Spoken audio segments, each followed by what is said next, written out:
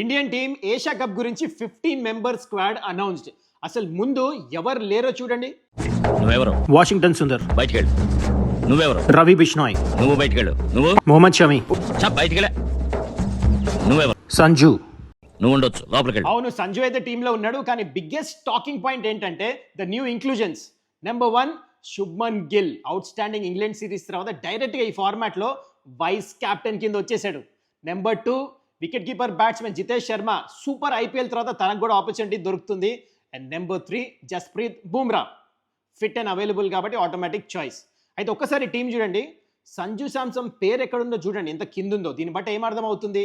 Most probably open చేయబోతున్నారు Abhishek Sharma and Shubman Gill. నాకైతే అట్లా అనిపిస్తుంది. అండ్ వికెట్ కీపర్ బ్యాట్స్మెన్ కింద జితేష్ శర్మ కింద ఆడొచ్చు. అండ్ ఈ మొత్తం టీం చూసిన తర్వాత ఒక్క బిగ్ సర్ప్రైజ్ అయితే డెఫినెట్లీ ఉంది. అదేంటంటే శ్రేయస్ అయ్యర్. అంత మంచి ఐపీఎల్ తర్వాత స్టిల్ ఈ doesn't find a place in this 15 member squad. For me ఇదైతే చాలా సర్ప్రైజింగ్. మరి మీరు చెప్పండి, మొత్తం టీం చూసిన తర్వాత మీకు ఈ టీం ఎలా అనిపించింది? And also Shreyas Iyer not there in the squad. What you say? Comment below.